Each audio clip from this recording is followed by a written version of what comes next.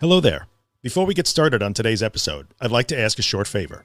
If you're interested in either of the two books that I have written and am about to release, head on over to my website at theanxioustruth.com/books. There you can learn about both books, one of which is free, and you can get on my mailing list to be notified when each book is released and how you can get it. I would really appreciate that. Okay, let's get rolling. I'm going to get all pixelated for a minute. Then it'll get better. It's like super nice here. I'm guessing it's like super nice out there, right? Yeah, it's really hot out today, which is weird because it's like... Shouldn't be. Yeah. Yeah, it should be kind of like 60 and now it's 70, then it's 80. It's like, what is it? Yeah, it's weird, right? All right, let's roll it. So let me do the quick intro again. All right, what's up, peeps? Back again, Drew here. Used to be that anxiety guy, now the anxious truth in the middle of the name change. Doing a new success story today with my friend Raven. Those of you who are in the Facebook group recognize Raven. We know her as Raven Lynn. That's her Facebook name. And yeah, I am like super, super happy to see you on the other side of this camera. It's amazing that you are here. And as usual, we will just kind of go through like your story and where you started and where you are now. And you've done an incredible job of this. I cannot even believe it. You are the same young lady that I have seen, you know, not a year ago. It's such a difference. Exactly. So thank you for taking the time. Like, everybody really appreciates you sharing. And let's roll in it. By the way, if you're not in the Facebook group, because I know I mentioned it, there'll be a link wherever you are. Hop on in. Everybody's welcome. So we first met when you joined the group. Probably we were talking maybe fall of last year, fall of 2018, somewhere in the neighborhood. Where were you? Tell me where you were at that point. It wasn't good. I know that. Yep, not good at all. So, situation. Peak of the agoraphobia and my, like, you know, I've been dealing with panic disorder and depression and PTSD since I was like 13. I probably dealt with it even longer than that. But like last year was like super bad for my agoraphobia, like the end of last year into this year. And so like at that time, you know, I've been filing for SSI. I've been working with a lawyer. And I was on the highway to go see her, and that's when I just kind of started feeling like super panicky, had like my first really bad panic attack on the highway. You know, I was experiencing those feelings of like lightheadedness and like my head felt all fuzzy and just like wobbly legs, felt like I was just going to faint at any second. The racing thoughts of I'm going to die, like this is it, probably going to have a heart attack, probably going to have a seizure, who freaking knows what's going to happen. And so then I took my Ativan, which is my benzo, and obviously that still didn't really help in the moment. So then I got home after that, and I finally had calmed down. And I think that's kind of where I taught myself for, oh, if I run back home, you know, everything's going to be okay again. Mm-hmm. So then after that, like I was able to go up to like the grocery store that was like 3 blocks away. But anything further than that, or if it was like a bigger grocery store or anything in general, like I just felt like I couldn't do it. And so, like, after that, I ended up, I think it was, like, around New Year's Eve, I had to go run a few errands, and I was super excited. I was like, yay, I get to get out of the house. It had been snowing a lot, so I wasn't leaving very much. Mm-hmm. Plus, I was having car issues at that time, so being able to leave was like, oh, thank God I was going to go get my favorite lunch, and that was all ruined by a super bad panic attack. That was like to the point where like I was convinced I was gonna die in that car ride. I'm pretty sure I posted in the group after that had happened too, and at the same time I took my benzo and it still just like really didn't do anything. Even getting home didn't really do much either. And then finally I calmed down, but I still had that like hangover, I guess you could say. That was right after New Year's that happened, right? Yeah. Because I remember around Christmas you managed to kind of get out, and I remember you saying like you were with your family at Christmas, and it seemed like a little bit of a step forward, and then that happened. Exactly. Yeah. Right. So it was like really weird because like I remember I think it was Christmas Eve to be exact. Like a few days before that, I went and I baked cookies with my family, and it was like a lot of fun. But then New Year's Eve or Christmas Eve, like the worst thing that I remember was I grabbed my phone while I was getting ready because I was like, I don't want to miss out on this. I'm tired of missing family events because of this. Mm-hmm. And I ended up calling the epilepsy hotline. I was like, are you sure I'm not going to have a seizure? Can I go to this family event and not have a seizure? Yeah. And then just like, are you kidding me? Why are you calling us? And so the lady just laughed the whole time, and I felt so embarrassed. But that was like my little crutch. Like, I had to call the epilepsy hotline in order to go do what I wanted. And then that didn't really help either. Let's talk about that for a second, because I do remember the thing that sticks out the most, I think, about your story and the way you were back then is you were still determined. I mean, you were not just accepting like, oh, my life is over, but you were gripped and crippled by that seizure fear. I know. The seizure fear. And I mean, how many times did you ask in the group, you know, if you're, am I going to have a seizure? I feel like I'm going to have a seizure. You must have typed the word seizure more than most epileptics do in a lifetime. I know, right? Right. But like that felt, so that was a real fear though. In your mind, you were convinced. Exactly. Like straight up so convinced that I was like, I've never had a seizure in a day in my life, but I have epilepsy. That's basically how it was. Even though, weird. But let's clarify, you don't have epilepsy. In your head, not at all. You were convinced though, like I obviously have epilepsy here. Yep, exactly. It's almost a textbook example of the incredible irrationality. And as I said before we went and started recording, I mean, you're an incredibly intelligent young woman. There's no doubt about that. Yet that did not matter. Like exactly that incredible like distortion just took hold, and that was real for you. Yeah. It was so you had that massive setback right after the new year, and I remember you kind of crawling in and just like in pieces. This is terrible. Like it's never gonna get better. What happened after that? So like after all that happened, I guess earlier this year, like I think what really clicked for me was like I wasn't leaving my house, but I kept wanting to.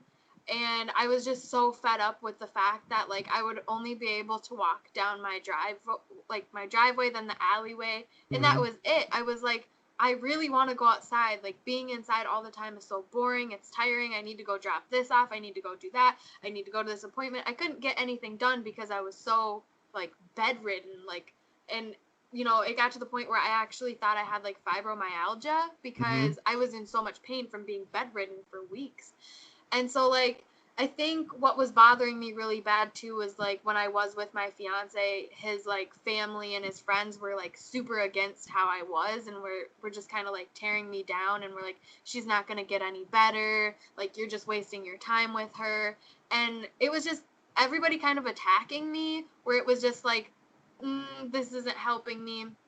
And then after that kind of motivated me a little bit to like prove people wrong and prove myself wrong, because I started to just kind of feel like this is it, like this is all that's left for me. And just kind of that thought like sent a lot of anxiety just like throughout my entire body, because I didn't want to just live the rest of my life just in my bed. Like that wasn't who I was a few years ago. Like a few years ago, I was determined on my 18th birthday I was going to travel to the West Coast on my own. Like I had everything like just dead straight. And then I lost all of it to agoraphobia. So then like, you know, when I started having issues with my fiance, and then I was seeing like a therapist, but we were doing teletherapy.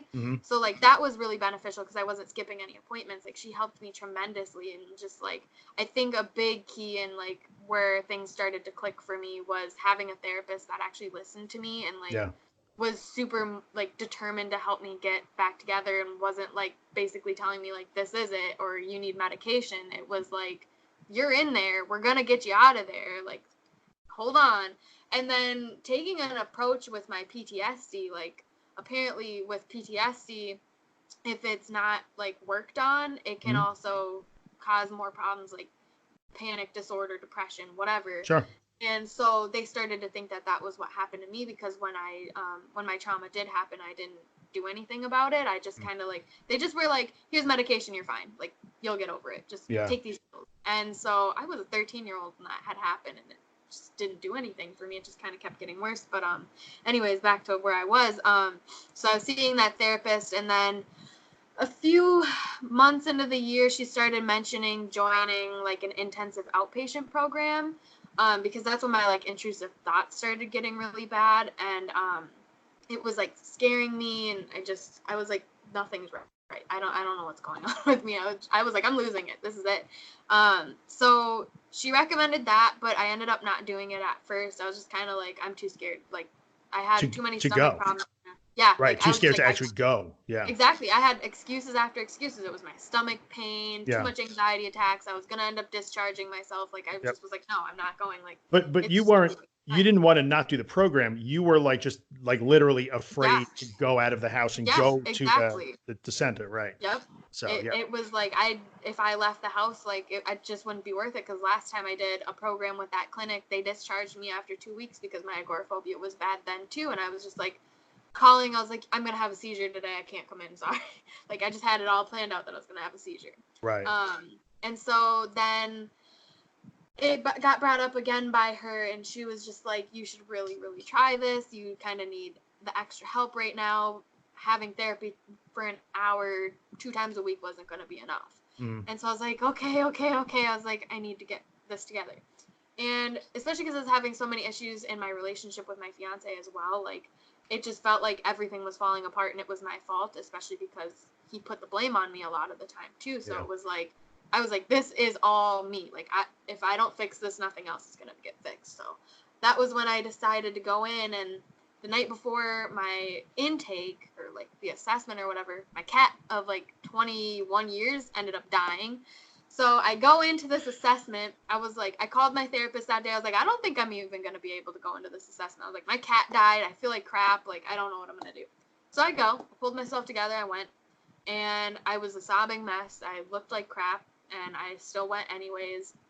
And they're like, why are you even here? Like, go home, come back another day, reschedule it. I was like, no, I need to get this done.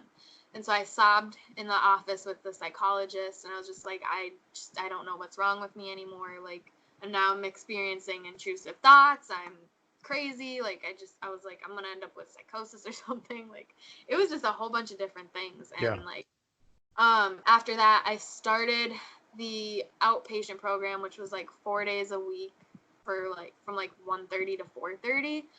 And so I was just taking it one day at a time. I was like, okay, if you really feel like it's going to be that bad and you need to discharge yourself, whatever, just take it one day at a time. That was like what I was living by. And so there were days where I couldn't show up. I had a hard time, and I started beating myself up over it. And that's what determined me to go and stay through the anxiety. And like, you know, they had these little rooms where you could step aside and just kind of like take care of yourself if you needed to. But the entire team was like super supportive. And so like anytime I had panic attack problems, or like just wasn't feeling good and I had to step out, somebody would sit with me and just like my social worker, I think it was, she sat with me for like 3 hours. And then when she decided she wanted to take me to the emergency room, I was like, no, don't do that. Like, this is going to screw everything up. Like, don't take me to the damn emergency room. That's amazing. Right? Yeah. Speaking of which, I have not gone to the emergency room for anxiety since that day. So that was like the end of June, which was like, whoo, I'm killing it there.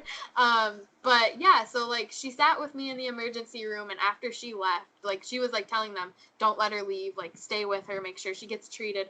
When they were done, I was like, can I just go home? Like, I don't want to be here. This is the last place I want to be. I want to be home. Yeah. And so they discharged me. I didn't take the benzo. I didn't take anything. I just went home. And I was still anxious when I went home too, but that was where I really sat with it and like just nailed it. I was like, holy crap, I did that. That was a huge turning point. I remember you talking about that. Exactly. I had about 2 really big panic attacks while I was there that had me in like the little serenity room, they called it. Yep. And I remember just sitting there for hours and hours, and I would just be panicking so bad. And then I'd go home and everything would feel a little bit better, and I'd be like, whoa. So like I'm teaching myself in that moment that you can still get through the panic while you're driving in a car, in the hospital. Doesn't matter where you are. It really doesn't at all. Like, you can get through it as long as you, like, I feel like as long as you have the mindset, like, if you're sitting there telling yourself, I'm going to die, then you're going to feel like you're going to die. Yep. So that's where I really, like, mastered the floating, was sitting with it in a time where they were, like, forcing me to stay, and I was like, no, I need to go home. Like, I remember pulling, like, my instructor aside. I was like, I need to go home. Like, I can't do this. I can't. She's and like, did just sit for a bit. So she kind of talked you into like, just give it 5 more minutes, just 5 more minutes kind of thing. Exactly. Yeah. Right? She's like, we'll see if it gets really bad, and if it gets really bad, you can go home. And I was like, okay. Well, it kept getting bad, and they were just like, do you want to stay or do you want to go to the ER? And I'm like, well, I'd rather stay than go to the ER. So Mm-hmm. I kind of was just like, I didn't really have the option to go home, because obviously if I had the option to go home, I would have taken it. Mm-hmm. So it's like, I feel like if there's anything really big that I learned and was taught that was effective being there, wasn't what was in the books. It wasn't coloring in a coloring book. It wasn't reading positive affirmations that I'm beautiful and I'm strong, but it was literally sitting in a serenity room that was just an option if things got too emotional, if you needed to go cry. When I sat in that serenity room and was forced to face the panic attack for like 3 hours, that was where I really started to learn. So I want to talk about that for just a second, because yes, that obviously a huge turning point. And really, because I know people are going to ask this when they watch you say this, that would really be flooding. So what happened is you were essentially trapped in a circumstance where you had no choice but to be out of your safe zone, the house, and in a panic state for 3 hours. That was the duration of the program. So you were there at least 3 hours. That is not something that you would want to, well, I'm trying to put this the right way so that people get the right message. You wouldn't want to do that to yourself. You kind of seem to be, and correct me if I'm wrong, but you kind of seem to be at a place in your life where you were willing to do that really hard thing because you wanted to get better. You wanted to change your life. So you were willing to accept it. And the fact that you did this through what was essentially flooding, and you had the staff with you, and it sounds like they did it really well with you, which is great. That probably made all the difference in the world. So it's so super important to say, like, you can't, I know you're going to hear Raven say, like, I was locked in a room and had to panic for 3 hours. That seems so tempting. Like, oh, that's the cure. I'm going to go do that this weekend. Like, don't do that. You had professionals with you. Yeah.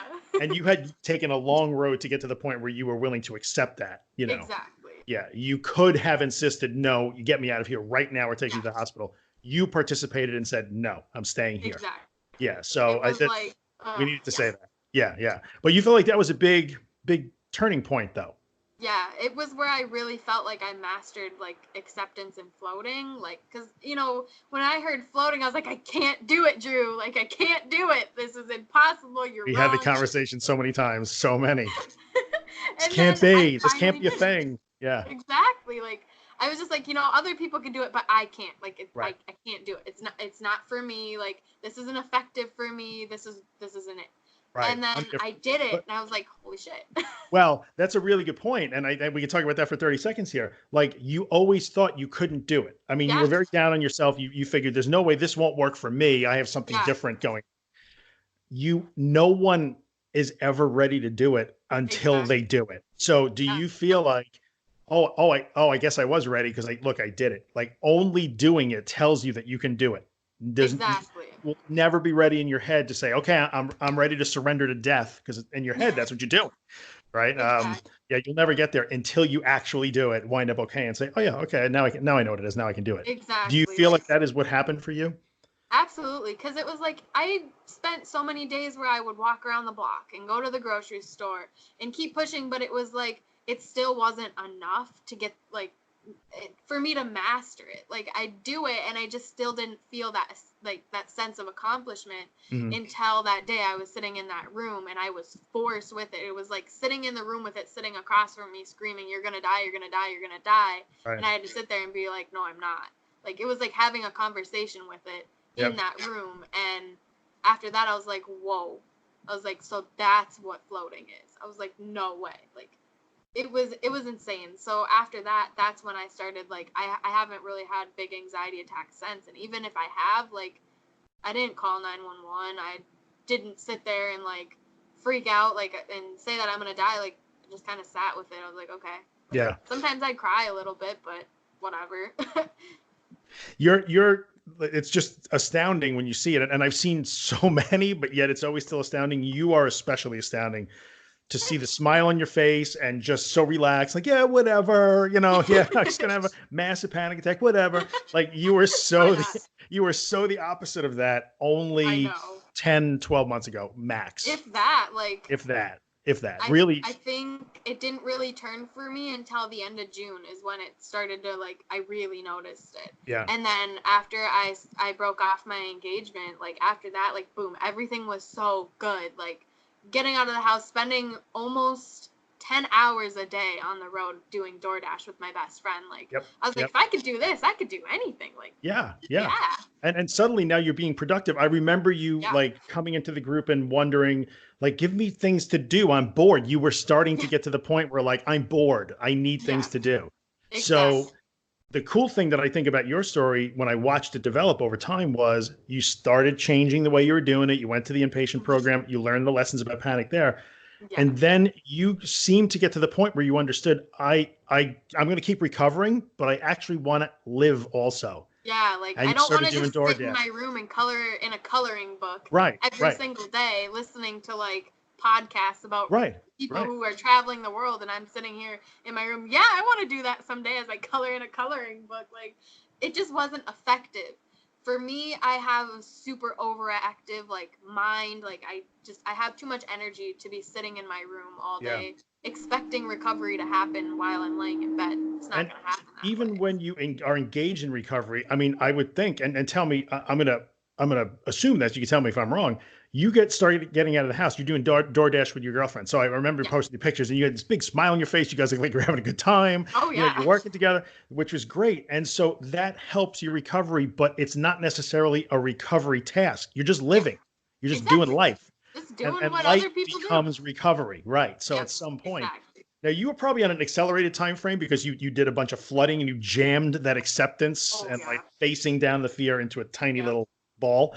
But so you lose it was maybe a less than optimal relationship in your life, and the stress of that I guess goes away.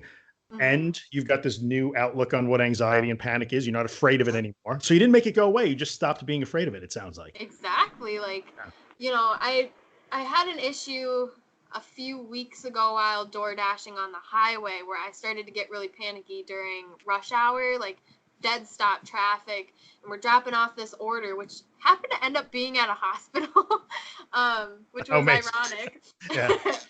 So I'm sitting there, I'm like, I'm gonna die, but I had my best friend with me, and I just kept telling myself like I'm safe. Like, I wasn't sitting there like enabling the thoughts that I was gonna die. It was more like changing the thoughts, like, you feel like you're gonna die, but you're not. Like, Hmm.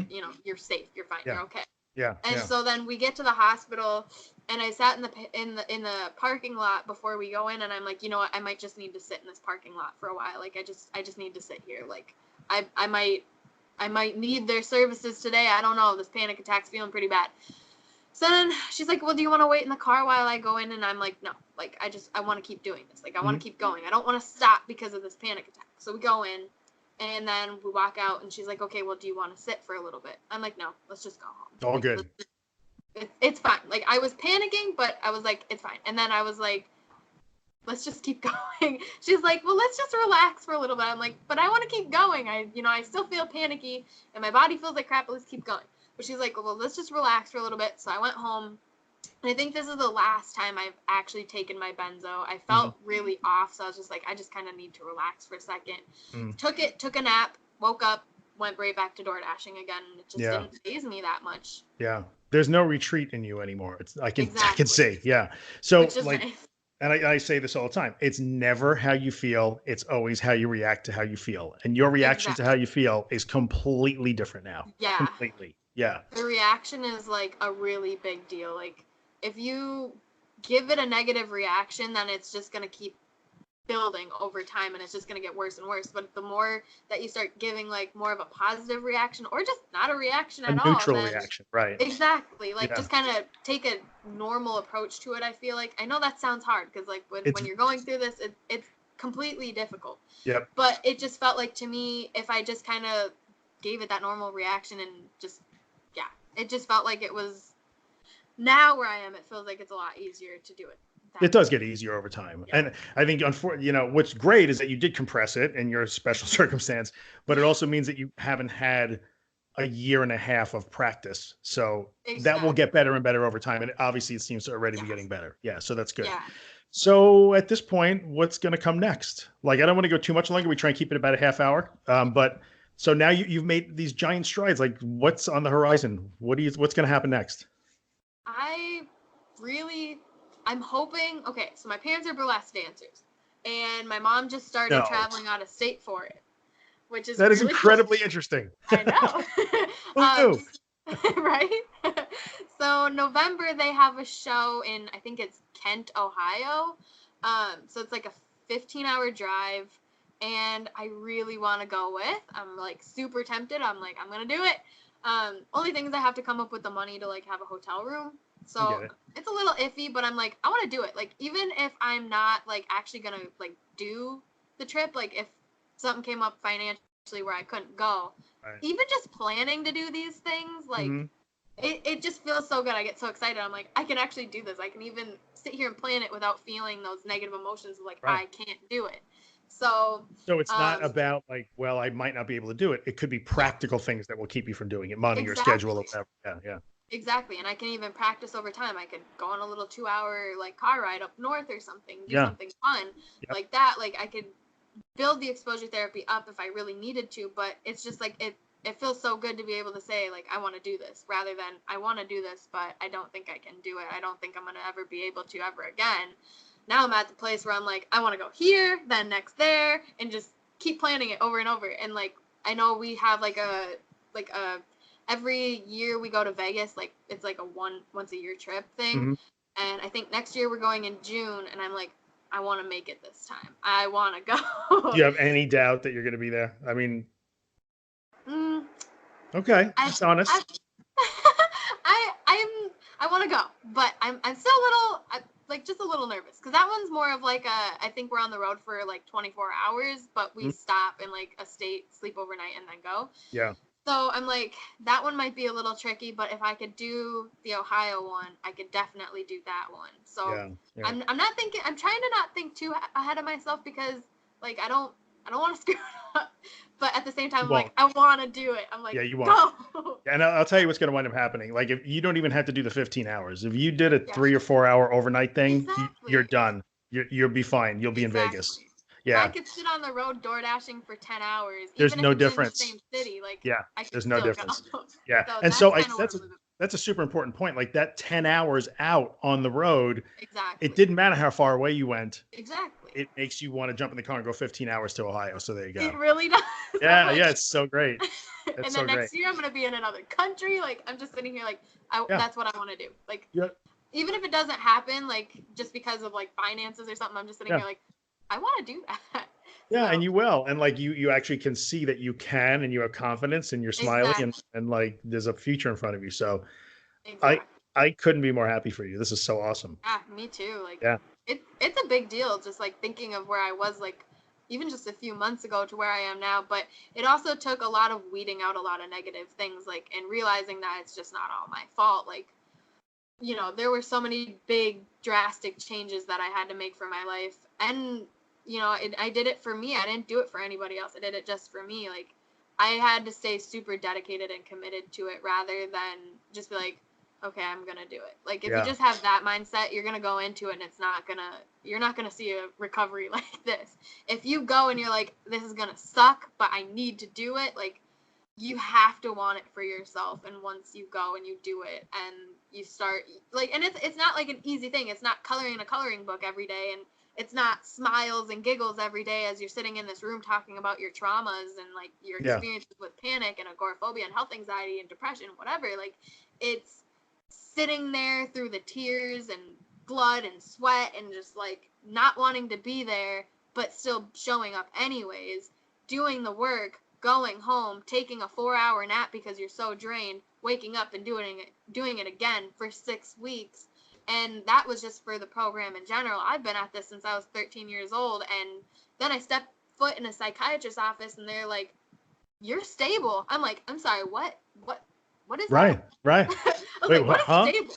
Now let me ask you a silly So, question. I have to ask the question. Were they surprised to see that? Because I remember you yeah, struggling with they're insisting on putting me on meds to stabilize yeah, me. I need these meds. They insist I need them. Like, was it a surprise to them to see like, holy crap, you're like okay now? yeah. Like it was really amazing for them and for me. Like a lot of people were kind of doubtful that I was even gonna sit through the program, Mhm. like, and just stay and see the day I get discharged. Like when I ended up getting discharged, you know, they do this thing where they go around the circle and everybody says how like you impacted their life and what they've seen in you, and they're just like, it's so amazing to see where you were when you got here to where you are now. Like the instructor almost wanted to like cry because she was like, holy crap, like this is happening. And so like everybody kind of acknowledging that makes me feel super excited, because it's like, even I know where I was and how long I've been struggling with this since I was 13 is the longest I can think of.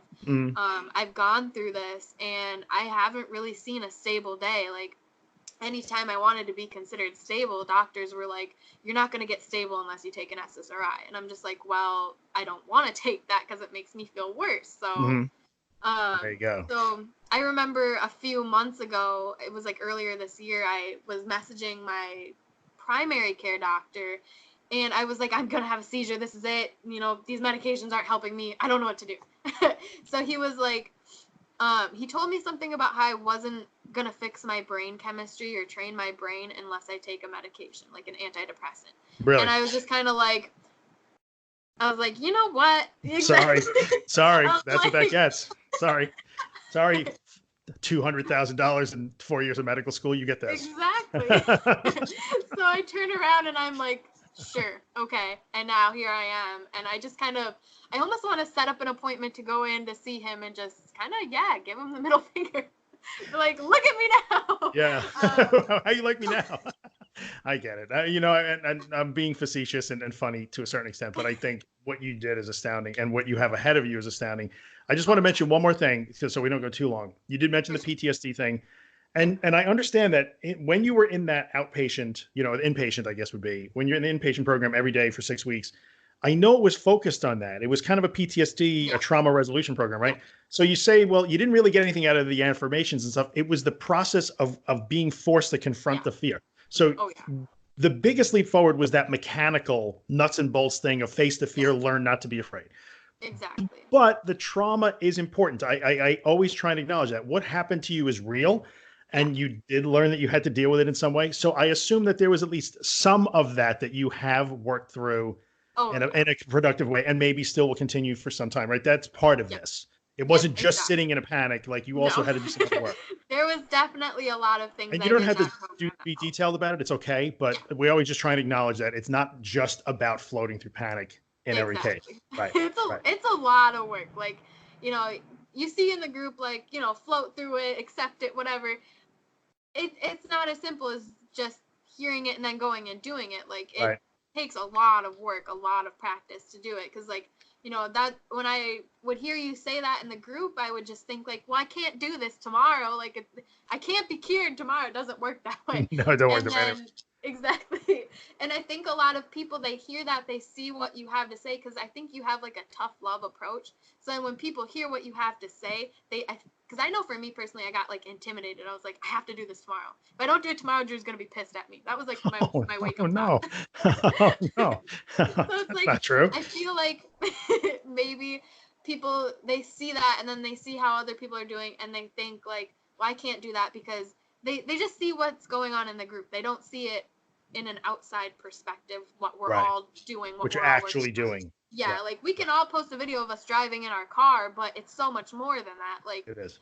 So that's where I feel like people really in the group really need to acknowledge that it's definitely not something that's going to happen overnight. This is something you got to stay dedicated to for weeks. So that's my little message. Yeah. Well, thank you so much, and I appreciate it. Yeah. All right, this has been so great. I'm so happy that you took the time. I cannot thank you enough for that. All I ever ask is pay it forward, and you just did. So exactly. Thank you so much. I'm excited about this. I appreciate you. That's really great. Okay, we're good. Thank you so much. I'm sure we'll talk again soon. Exactly. For those of you watching, I'll put it on. This will be on YouTube. It'll be on Facebook, on wherever I am.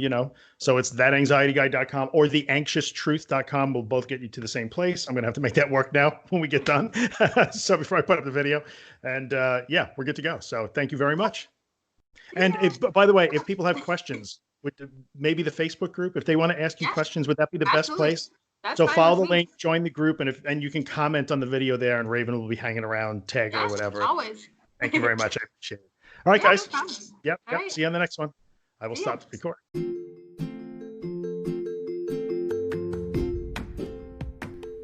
Hey, what's up, guys? Drew here. In the 5 years that I've done the podcast, I've never had a sponsor. But now it's time for me to put in a little plug for the day job, the business that I own. And that business is managed WordPress hosting. So if you have a website and it runs WordPress, and you'd like WordPress hosting that makes WordPress faster, more secure, and way easier than you ever imagined it would be, then check out Helix. You can find us online at imhelix.com. That's IAMHELIX.com.